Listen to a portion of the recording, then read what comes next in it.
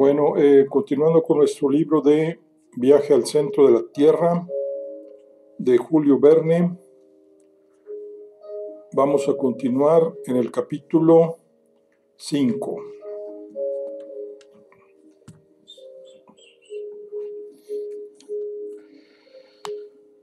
No tuve tiempo más que para volver a dejar sobre la mesa el malhadado documento. El profesor Lindenbrock parecía muy preocupado. Su pensamiento dominante no le concedía la menor tregua. Había evidentemente escuadriñado, analizado el asunto, había puesto en juego durante su paseo todos los recursos de la imaginación y volvía para aplicar alguna nueva combinación.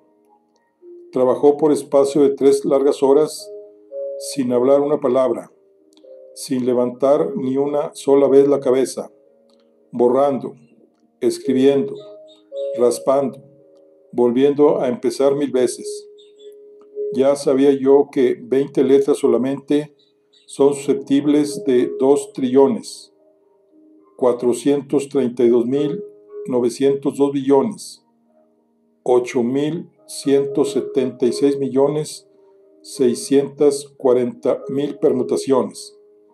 Y la frase estaba compuesta de 132 letras.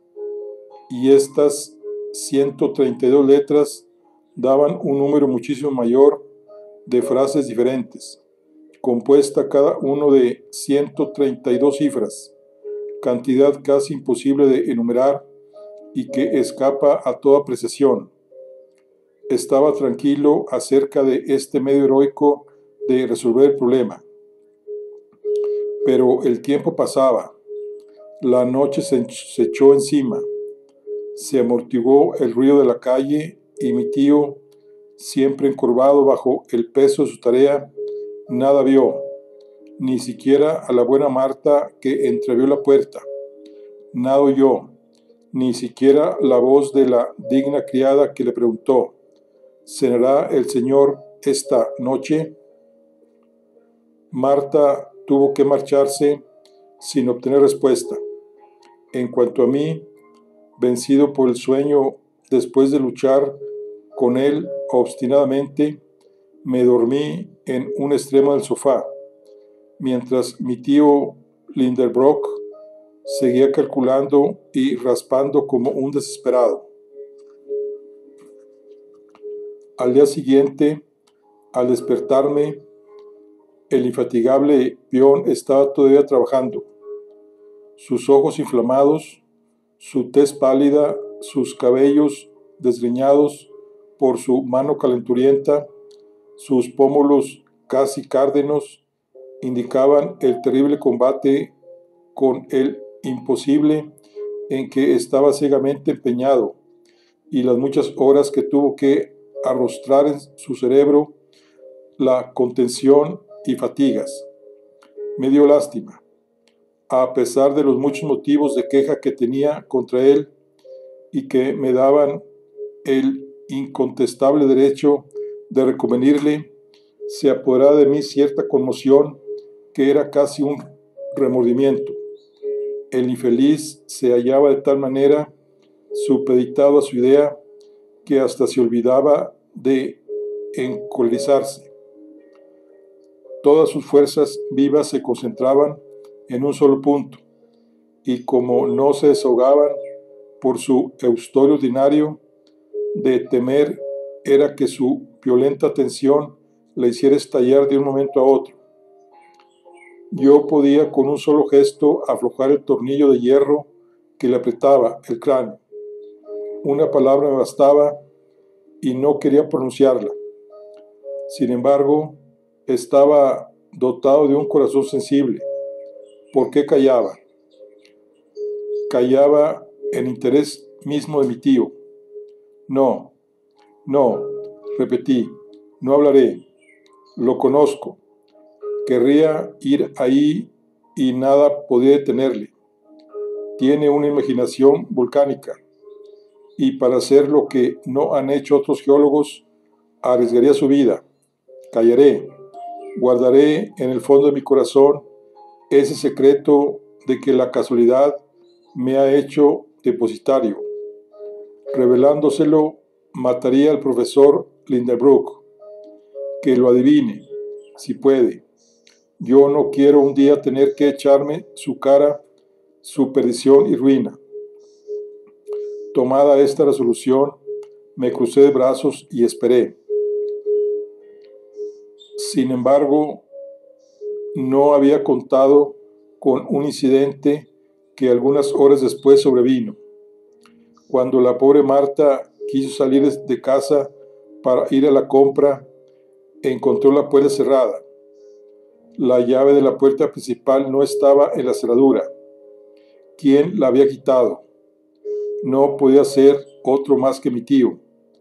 Cuando entró la víspera, después de su excursión precipitada, la había quitado con intención o sin saber lo que se hacía. Quería someternos a los rigores del hambre. Hubiera sido una barbaridad, porque Marta y yo habíamos de ser víctimas de una situación que no habíamos en lo más mínimo contribuido a crear, pero recordé un precedente que debía inspirar serios recelos.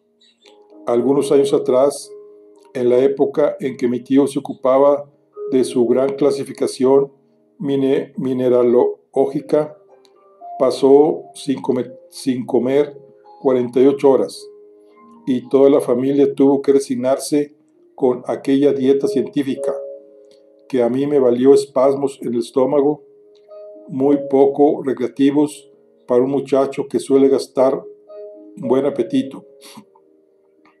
Se me antojó que iba a faltar al almuerzo, como en la noche pasada había faltado a la cena. Resolví, sin embargo, ser heroico y no capitular por hambre. Marta tomaba la cosa muy por lo serio y la pobre se desesperaba. Pero a mí la imposibilidad de dejar la casa me preocupaba más por razones que fácilmente se comprenden. Mi tío trabajaba incesantemente.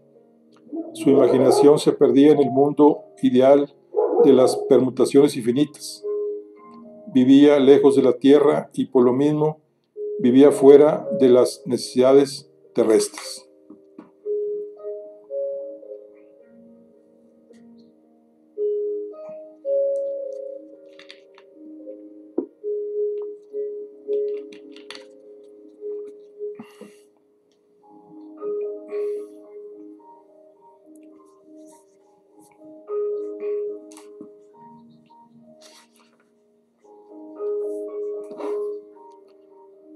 Hacia el mediodía, el hambre se dejó sentir demasiado.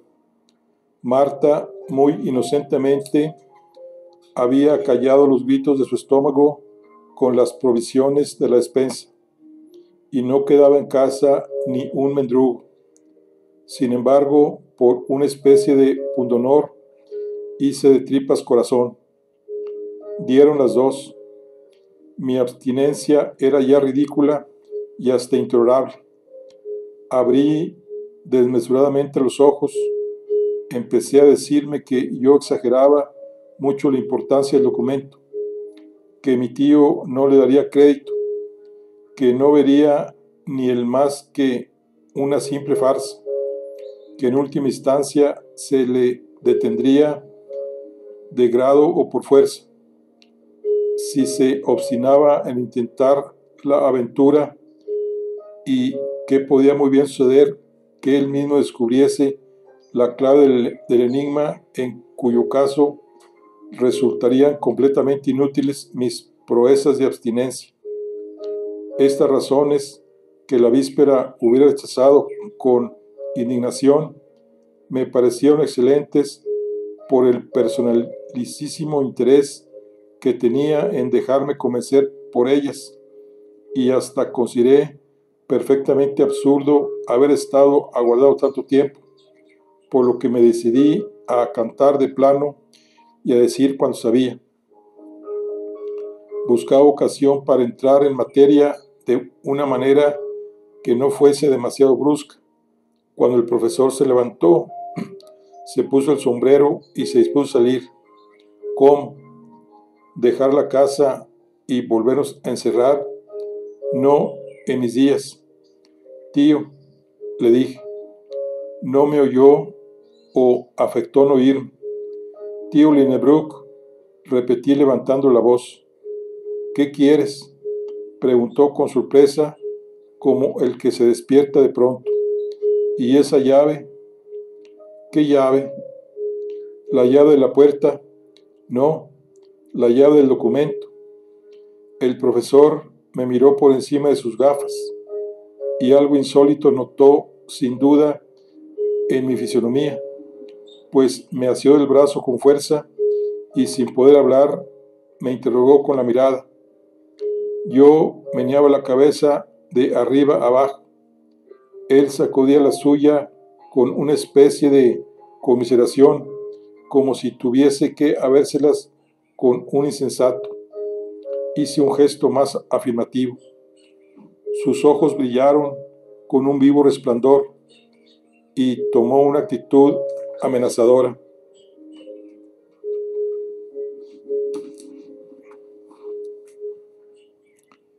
Este diálogo mudo hubiera interesado en aquellas circunstancias al espectador más indiferente, y la verdad es que no acertaba a pronunciar una palabra, temiendo que mi tío me ahogara entre sus brazos en los primeros arrebatos de alegría.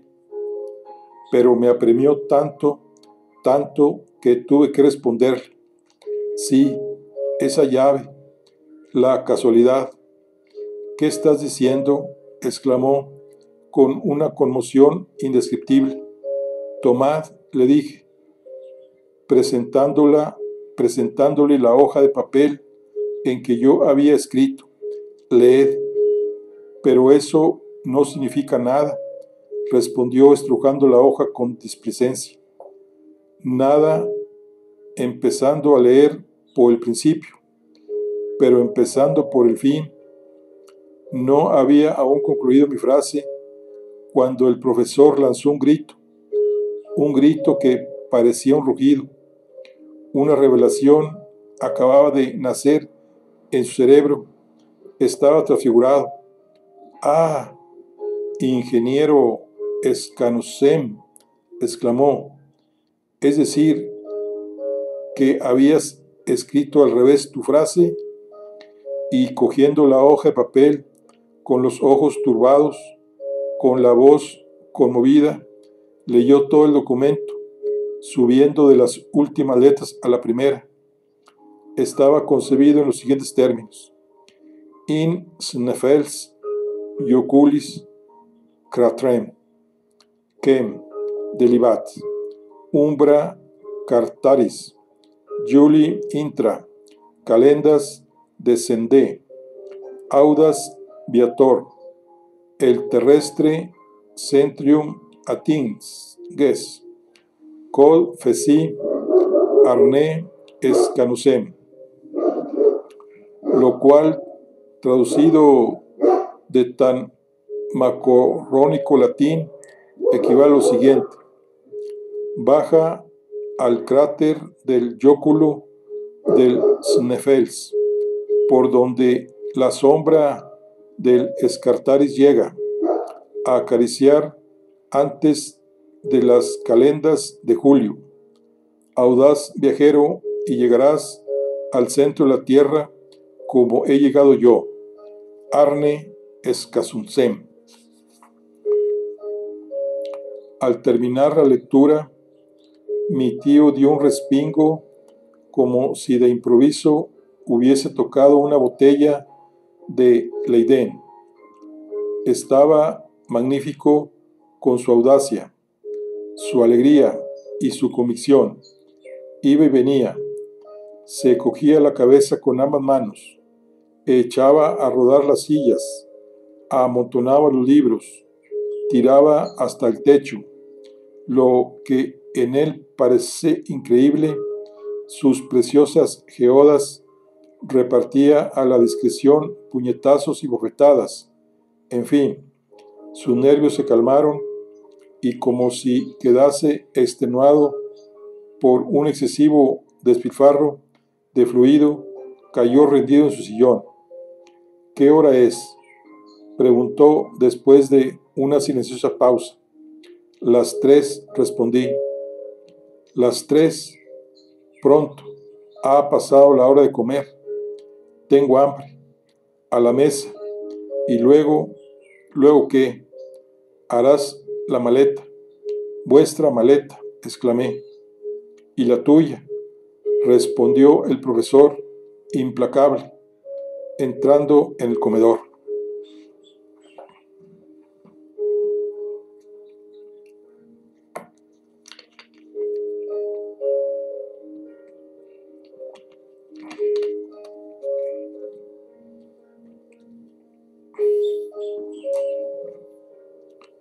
A estas palabras, capítulo 6. A estas palabras se estremeció todo mi cuerpo. Sin embargo, me contuve. Resolví ponerle buena cara. No podían detener al profesor Lindenbrock más que argumentos científicos, y de estos los había muy valederos contra un viaje semejante. Ir al centro de la Tierra. ¡Qué locura! Me reservé mi dialéctica para el momento oportuno y no me ocupé más que de comer.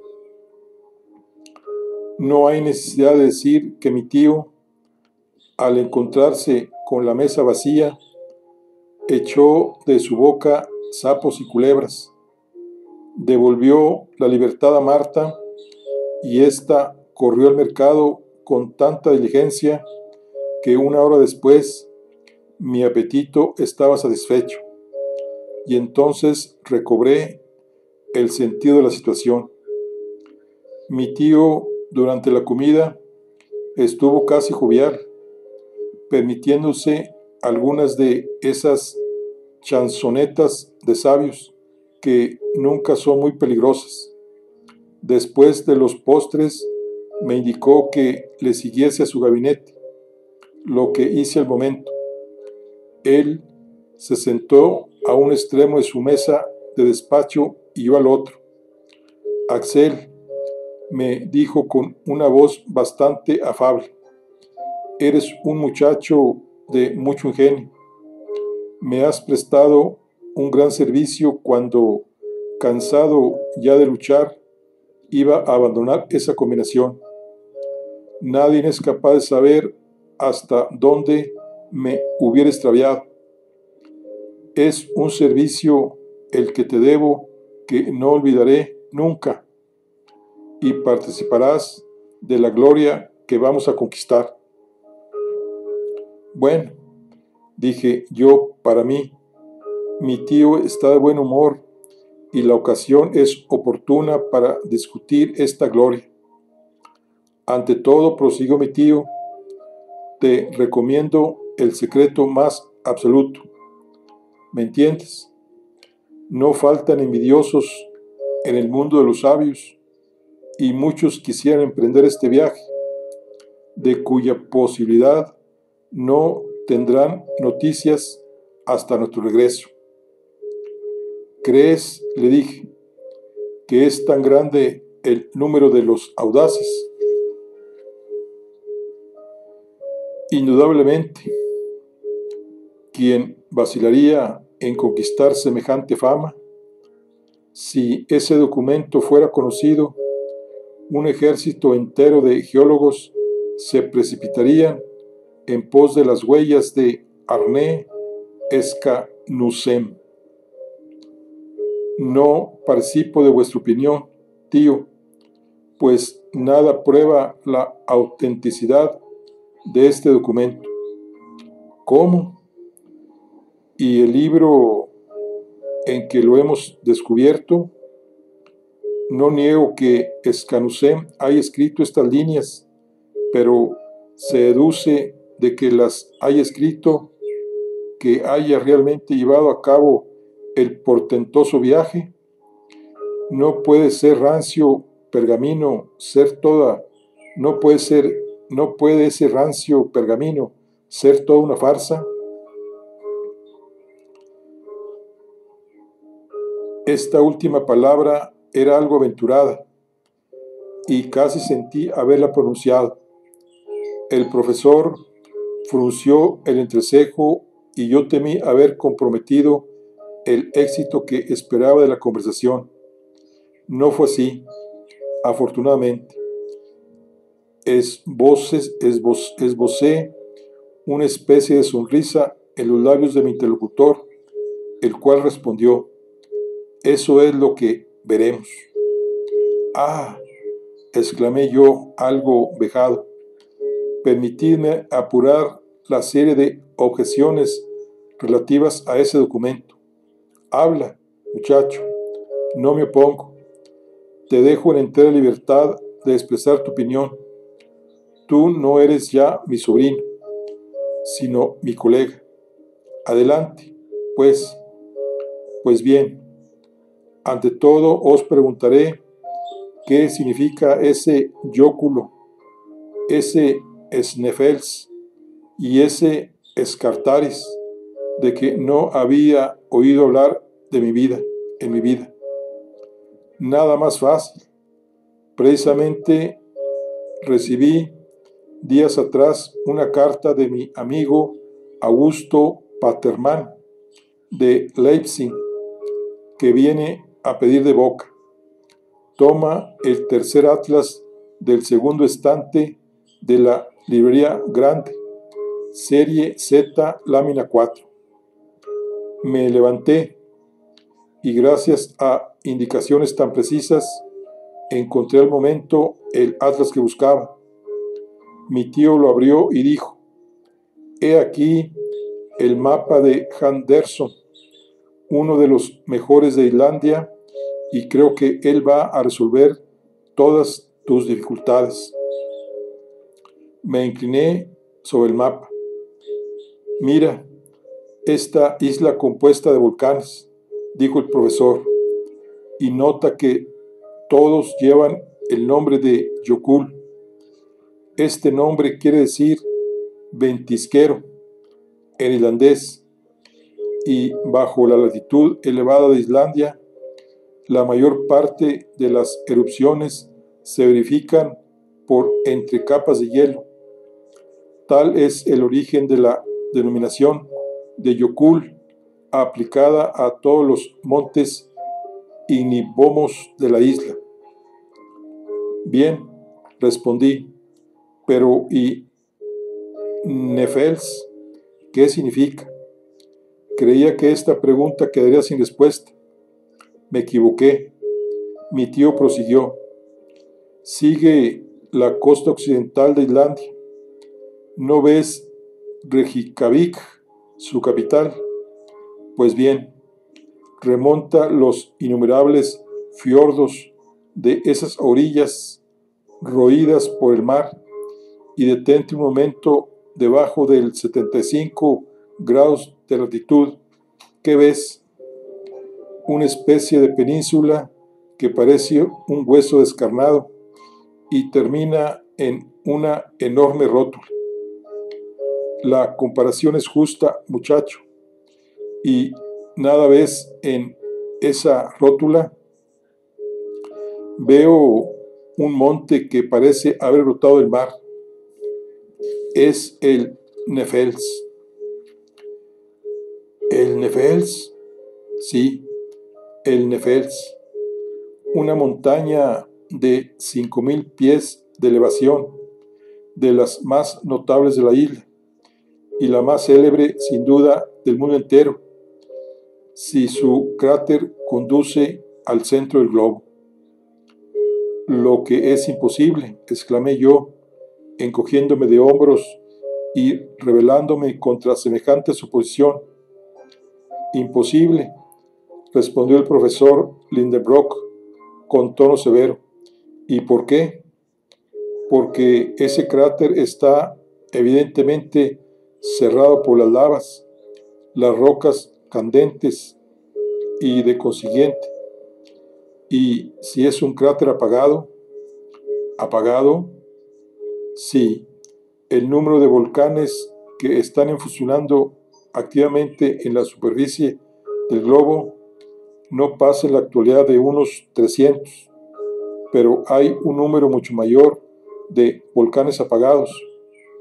El Nefels se cuenta entre estos últimos, y desde los tiempos históricos no ha tenido más erupción que la de 1219, apaciguándose después poco a poco sus violencias hasta que ha sido borrado del catálogo de los volcanes activos. Nada absolutamente tiene yo que responder a afirmaciones tan concluyentes, por lo que procuré sacar partido de las demás oscuridades que contenía el documento. ¿Qué significa? Pregunté la palabra Cartaris. ¿Y qué tienen que hacer en el documento las calendas de julio? Después de algunos momentos de reflexión, que fueron para mí un instante de esperanza, mi tío me respondió en los siguientes términos.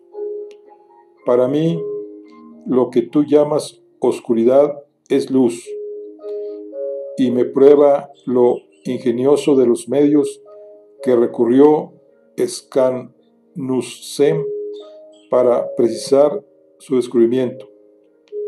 El Nefels está formado de varios cráteres, y había por consiguiente necesidad de indicar entre ellos el que conduce al centro del globo. ¿Qué hizo el sabio irlandés? Observó que al acercarse las calendas de julio, es decir, a últimos de junio, uno de los picos de la montaña, el Scartaris, proyecta su sombra hasta la abertura del expresado cráter, y consignó el hecho en su documento. ¿Podía imaginar una indicación más exacta? No era imposible, teniéndola presente, vacilar acerca del camino que tenemos que tomar una vez llegados a la cima del Nefels. Decididamente, mi tío hallaba respuesta para todo. Vi que no se le podía atacar respecto a las palabras del rancio pergamino. Dejé, pues, de arguirle por ese lado, y como ante todo era necesario convencerle, pasé a las objeciones científicas en mi concepto mucho más graves. Entonces dije yo, tengo que convenir en que la frase de Sacusem es clara y disipa todas las dudas. Concedo también que el documento tiene todos los caracteres de una autenticidad perfecta. El sabio irlandés fue al fondo del Nefelés, vio la sombra del Cartaris acariciando los bordes del cráter antes de las calendas de julio, y las leyendas de su tiempo le enseñaron que aquel cráter conducía al centro de la Tierra. Todo eso podrá ser cierto, pero en cuanto a haber llegado al centro de la Tierra él mismo, en cuanto a haber hecho el viaje y vuelto de él, si lo emprendió realmente, no y 1000 veces no. ¿En qué fundas tu negativa?, dijo mi tío con un tono singularmente burlón. En que todas las teorías de la ciencia demuestran que semejante empresa es impracticable. Todas las teorías lo demuestran, respondió el profesor con un acento de inocencia afectada. Pícaras teorías. Sabes que las tales teorías van a ponernos en un apuro. Aunque vi que se burlaba de mí, continué. Sí, está perfectamente reconocido que el calor aumenta cerca de 1 grado por cada 79 pies de profundidad debajo de la superficie del globo. Admitiendo esta proporción constante, como el radio terrestre tiene 1500 leguas, es evidente que en el centro hay una temperatura que pasa de los 200.000 grados. Las materias del interior de la Tierra se hallan, pues, en estado de gas candente, porque los metales, el oro, el platino, las rocas más duras, no resisten a un calor tan intenso. Tengo, pues, razón para preguntar si es posible penetrar en un medio semejante. Es decir, Axel, que es el calor que entretiene con cuidado. Podría no tener, si llegamos, aunque no sea más que a una profundidad de 10 leguas, habremos alcanzado el límite de la corteza terrestre, porque ya la temperatura pasa de 1300 grados. ¿Y tienes miedo a derretirte? Decidlo vos mismo, respondí yo con desafío. Pues he aquí lo que yo decido, replicó el profesor Lindenbrock con su tono magistral acostumbrado. Ni tú sabes, ni nadie sabe de una manera positiva lo que pasa en el interior del globo, en atención a que apenas se conoce la 12.000ª parte de su radio. La ciencia es eminentemente perfectible y toda teoría se halla incesantemente destruida por otra nueva. No se había creído hasta Fourier que la temperatura de los espacios planetarios iba siempre en disminución, y no se sabe actualmente que los mayores fríos de las regiones etéreas no pasan de 40 o 50 grados bajo cero. ¿Por qué no ha de suceder lo mismo con el calor interno? ¿Por qué a cierta profundidad no ha de llegar a un límite insuperable, en vez de elevarse hasta el grado de fusión de los minerales más refractarios? Colocando mi tío la cuestión en el terreno de la hipótesis, nada podía responder. Pues bien, te diré que verdaderos sabios, entre otros Poisson, han probado que si en el interior del globo existiese un calor de 200.000 grados, los gases candentes, debido a las materias en fusión, adquirirían una elasticidad tal que la corteza terrestre no podría resistirla y reventaría como las piedras de una caldera bajo la presión del vapor. Lo que no pasa, tío, de ser una opinión de Poisson. Convenido, pero opinan también otros distinguidos geólogos que el interior del globo no está formado de gas, ni de agua, ni de las más pesadas piedras que conocemos, porque en este caso la Tierra pesaría 2 veces menos. Con los números se prueba todo lo que se quiere, y sucede lo mismo con los hechos. No es incontestable que el número de volcanes ha disminuido considerablemente desde los primeros días del mundo, y de ellos no se puede deducir que el calor central, si lo hay, tiende a debilitarse. Tío, si entráis en el campo de las suposiciones, la discusión es ociosa. y has de saber que de mi opinión participan hombres muy competentes. ¿Te acuerdas de una visita que me hizo el célebre químico inglés Humphrey Davy en 1825? ¿Cómo me he de acordar si no vine al mundo hasta 19 años después?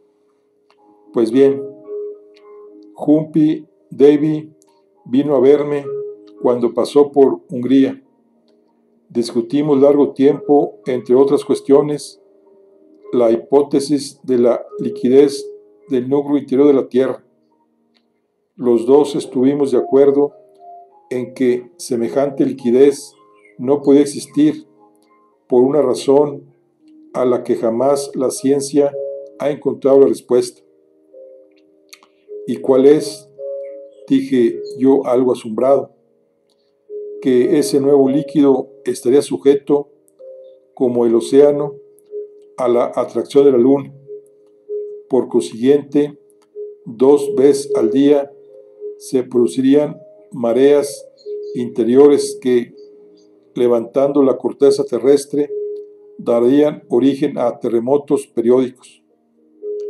Pero es, sin embargo, evidente que la superficie del globo ha estado sometida a la combustión y es lícito suponer que la costra exterior se enfrió luego, al paso que el calor se refugió en el centro. Error, respondió mi tío. La tierra ha sido calentada por la combustión de su superficie y no de otra manera. Su superficie estaba compuesta de una gran cantidad de metales, tales como el potasio y el sodio, que tienen la propiedad de inflamarse al solo contacto del aire y del agua. Estos metales ardieron cuando los vapores atmosféricos se precipitaron sobre la Tierra, formando una lluvia, y poco a poco, al penetrar las aguas por las hendiduras de la corteza terrestre, determinaron nuevos incendios, con explosiones y erupciones. De aquí los volcanes tan numerosos en los primeros días del mundo. La hipótesis es ingeniosa, exclamé yo a pesar mío. Y Humphrey Davy me la hizo tocar aquí mismo, en este mismo despacho, por medio de un experimento muy sencillo.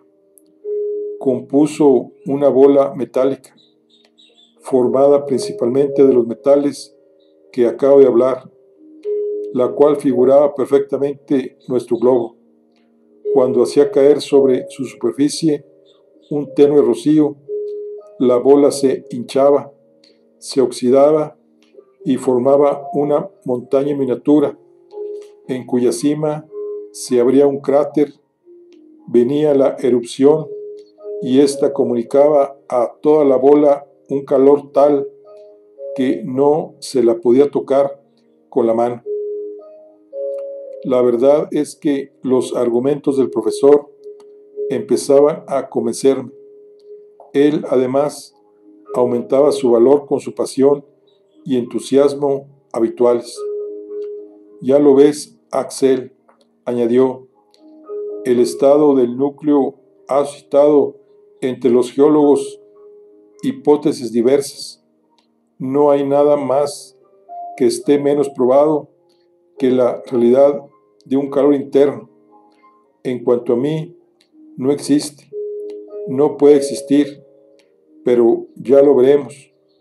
Y como Arne Scanussem, sabremos a qué atenernos respecto a una cuestión de tanta trascendencia.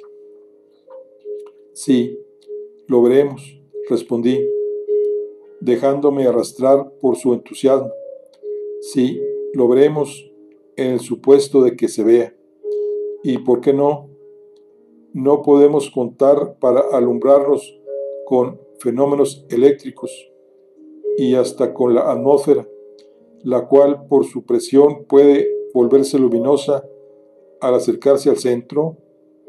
En efecto, dije yo, eso es muy posible.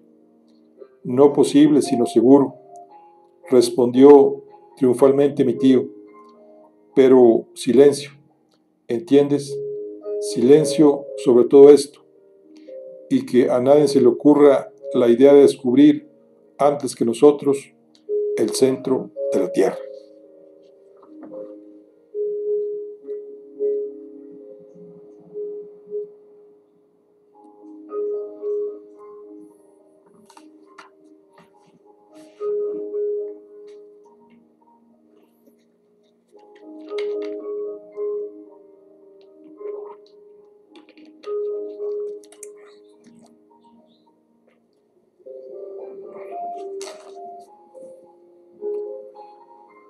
Capítulo 7.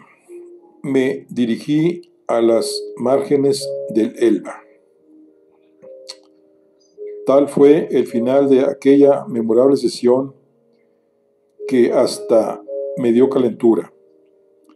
Salí del gabinete de mi tío como aturdido, y no había bastante aire para reponerme en las calles de la ciudad. Me dirigí a las márgenes del Elba, hacia la barca de vapor que pone en comunicación la ciudad con el camino de hierro de Hamburgo. Estaba convencido de lo que acababa de oír. No me había dejado fascinar por el profesor Lindenbrock, acostumbrado a dominarme. Debía tomar por lo serio su resolución de ir al centro del globo terrestre. Acababa de oír las insensatas especulaciones de un loco o las deducciones científicas de un gran genio, y en todo aquello, ¿dónde se hallaba la verdad? ¿Dónde empezaba el error? Divagaba entre mil hipótesis contradictorias, sin poder asirme a ninguna. Recordaba, sin embargo, que había quedado convencido, aunque mi entusiasmo empezaba a moderarse. Así es que hubiera querido partir inmediatamente para no tener tiempo de reflexionar. En aquel momento no me hubiera faltado valor para preparar mi equipaje. Preciso es, sin embargo, confesar que una hora después había menguado mi sobreexcitación, disminuyó la tirantez de mis nervios, y desde los profundos abismos de la tierra subí a la superficie. «Eso es absurdo», exclamé. «Eso no tiene sentido común. Eso no es una proposición formal que pueda hacerse a un joven sensato.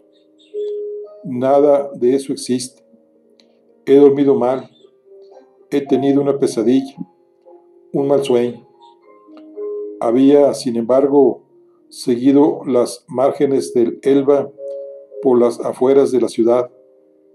Después de pasar el puerto, llegué a la carretera de Altona.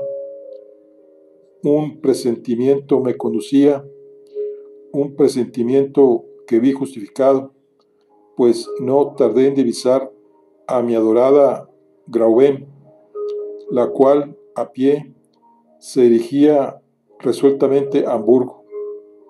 «Graubén», grité desde lejos llamándola. La joven se detuvo algo turbada. Presumo que sería por haberme oído llamar en una carretera. 10 pasos me bastaron para llegar a ella. «Axel», dijo ella con sorpresa. «Ah, has venido a encontrarme. ¿Por qué has venido?» Pero al mirarme detenidamente, Graubén no pudo menos de notar mi aspecto inquieto, trastornado. «¿Qué te pasa?», dijo, tendiéndome la mano. «¿Qué me pasa, Graubén?», exclamé. En 2 segundos y en 3 frases, mi hermosa virlandesa estuvo al corriente de la situación. Permaneció algunos instantes silenciosa. ¿Palpitaba su corazón al compás del mío? No lo sé, pero su mano, cogida por la mía, no temblaba. Dimos sin hablar unos 100 pasos. Axel, me dijo al fin, Gravén de mi vida, vas a emprender un hermoso viaje. A estas palabras di un salto. Sí, Axel, un viaje digno del sobrino de un sabio. Siempre está bien que un hombre se haya distinguido por alguna gran empresa. ¿Cómo, Gravén, no me disuades de intentar una expedición semejante? No, amado Axel, y a ti y a tu tío os acompañaría de buena gana si una pobre joven no fuese para vosotros un estorbo. ¿Lo dices de veras? Tan de veras. Ah, mujeres jóvenes, corazones femeninos, siempre incomprensibles. Cuando no sois los seres más tímidos de todos, sois los más valientes. La razón no ejerce sobre vosotros ningún imperio. ¿Cómo? Gravén, me animas para tomar parte en la expedición, y ella misma hubiera sin miedo acometido la aventura, y me empujaba para que yo me arrojase ciegamente a una empresa tan temeraria, y me amaba, sin embargo. Yo estaba desconcertado y hasta ruborizado. Gravén, le dije, veremos si hablas mañana del mismo modo. Lo mismo, amado Axel. Ella y yo, asidos de la mano, pero guardando un profundo silencio, continuamos nuestro camino. Yo estaba quebrantado por las emociones de aquel día. Después de todo, dije para mí, las calendas de julio están aún lejos, y antes que lleguen pueden pasar muchas cosas que contraríen la expedición o ocurren a mi tío de la manía de viajar bajo tierra. Entrada ya la noche, llegamos a la casita de Congistrarse. Esperaba hallarla tranquila, con mi tío acostado, según tenía por costumbre, y con la buena Marta limpiando el comedor con los zorros antes de retirarse. Pero no había contado con la impaciencia del profesor.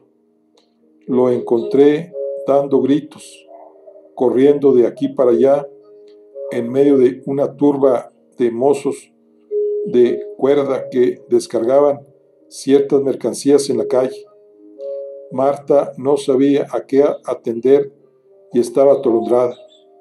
Ven, Axel, date prisa, desgraciado, exclamó mi tío apenas me percibió desde lejos. Ni tu maleta está hecha, ni puestos en orden mis papeles, y no encuentro la llave de mi saco de noche, y no me traen las polainas. Quedé como quien ve visiones. La voz me faltaba, y con dificultad pudieron mis labios articular estas palabras. Con que partimos. Sí, desventurado.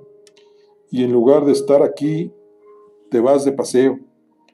Partimos, repetí con voz ahogada. Sí, pasado mañana al amanecer.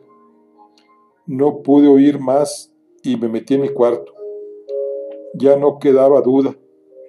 Mi tío había dedicado toda la tarde a procurarse parte de los objetos y utensilios necesarios para su viaje.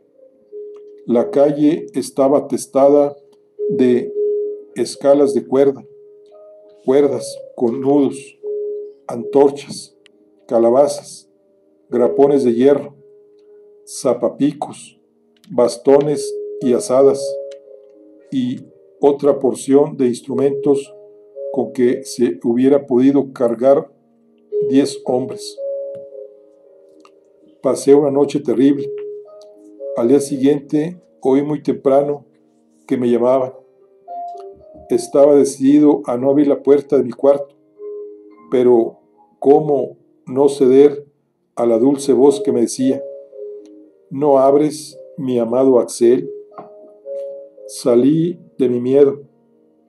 Creía que mi abatimiento, mi palidez, mis párpados, amoratados por el insomnio, iban a producir en Graubén un gran efecto y que modificaría sus ideas. Ah, ya veo, mi adorado Axel, me dijo, que estás mejor y que la noche te ha calmado. Calmado, exclamé. Había en mi cuarto un espejo y me miré.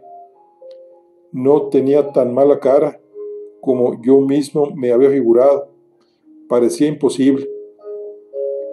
Axel, me dijo Graubén, he estado mucho rato en conversación con mi tutor.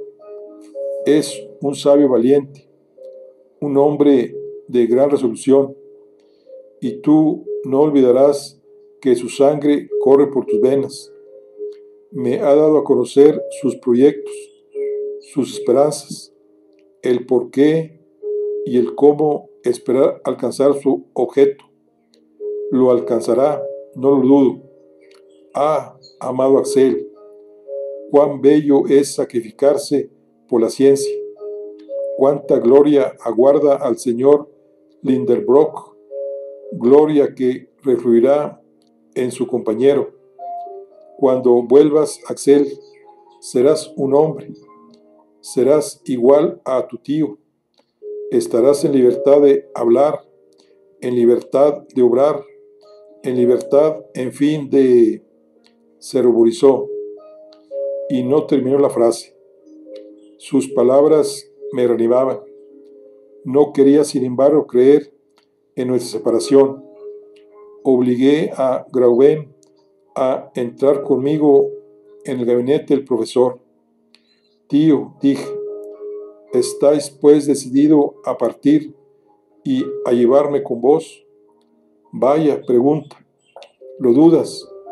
No, dije para no contrariarlo, pero quisiera que me dijeses quién os mete tanta prisa. ¿Quién?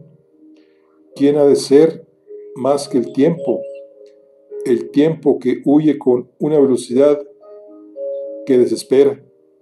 Sin embargo, no estamos más que a 26 de mayo y hasta últimos de junio. ¿Crees, ignorante, que es tan fácil pasar a Islandia? Si no te hubieses separado de mí como un loco, te habría llevado a la administración central de Copenhague, a cargo de Liffender y compañía. Habrías visto que de Copenhague a Reykjavik no hay más que un servicio, el 22 de cada mes. ¿Y qué? ¿Y qué? Si esperásemos el 22 de junio, llegaríamos demasiado tarde para ver la sombra del Cartaris acariciando el cráter de Nefels. Es pues preciso llegar a Copenhague cuando antes, para encontrar ahí un medio de transporte. Anda, a hacer tu maleta. No había respuesta que dar. Volví a mi cuarto.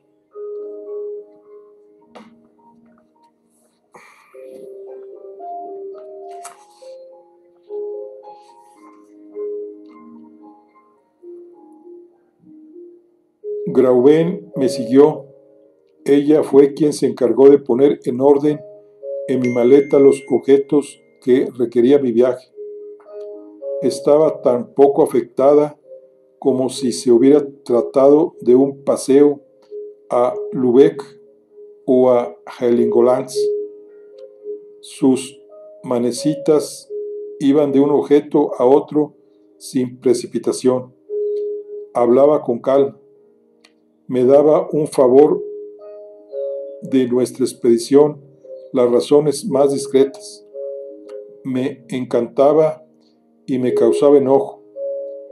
Llegué a encolerizarme, pero ella no hacía caso de mis arrebatos y continuaba metódicamente su tranquila tarea. Se pasó por fin la correa por la última hebilla de la maleta. Descendí al cuarto bajo. Durante aquel día se habían multiplicado los proveedores de instrumentos de física, armas y aparatos eléctricos. La buena Marta no sabía lo que le pasaba. El señor se ha vuelto loco, me dijo. Hice con la cabeza una señal afirmativa. Y os lleva consigo. Repetí la misma señal. ¿A dónde? Dijo ella. Indiqué con el dedo al centro de la tierra. Al sótano, exclamó la pobre anciana. No, dije yo, más abajo. Llegó la noche. Yo no tenía ya conciencia del tiempo transcurrido. Hasta mañana por la mañana, dijo mi tío. Partimos a las 6 en punto. A las 10 de la noche me dejé caer sobre mi cama como un cuerpo inerte. Durante la noche, el terror me asaltó de nuevo. La pasé soñando con precipicios. Estaba delirando. Me sentía cogido por la vigorosa mano del profesor, arrastrado, despeñado, hundido. Caía.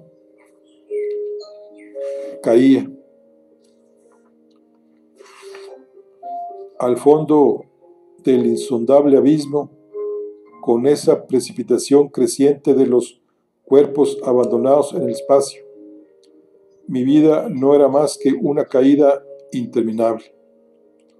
Marta y la joven nos dieron un último adiós. Me levanté a las 5, quebrantado, molido, rendido de conmoción y de fatiga. Bajé al comedor. Mi tío estaba sentado a la mesa. Devoraba. Yo le miré con un sentimiento de horror. Pero Graubén estaba ahí y no dijo una palabra. No pude pasar un bocado. A las 5:30 se oyó el ruido de las ruedas de un carruaje.